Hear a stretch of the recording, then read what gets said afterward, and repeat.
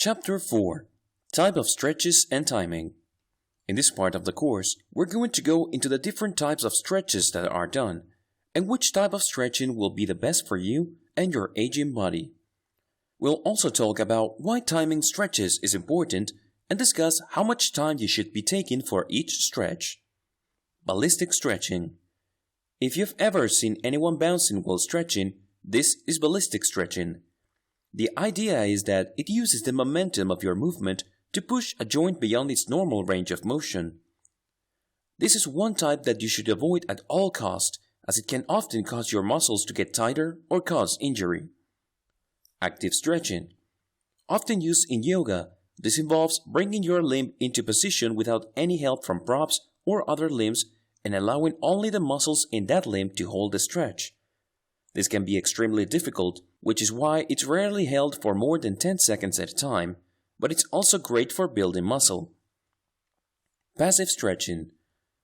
Like active stretching, passive stretching has you assuming and maintaining a position.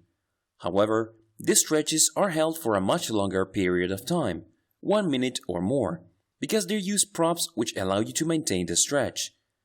These are great for injuries as they don't work the muscles too hard. Isometric stretching. This type of stretching involves using your own strength to push past the passive stretch.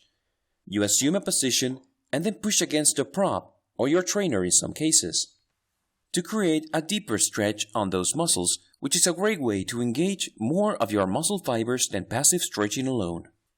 Dynamic stretching. This is another type of stretching that involves movement, but is safe and beneficial.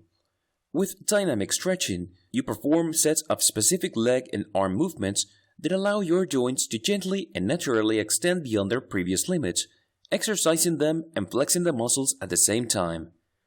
PNF stretching.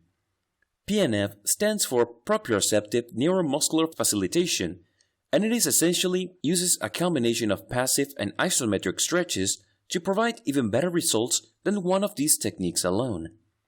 Because of the combination of stretches, this is the fastest way to improve flexibility through stretching. Timing of stretches.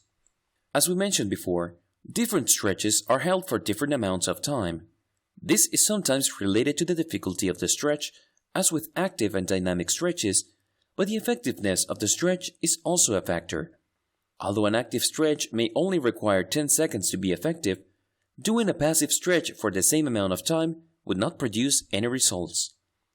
Since most passive and isometric stretches require at least 1 minute for each of the major muscles, you'll need to make sure that you give yourself plenty of time for each stretching session.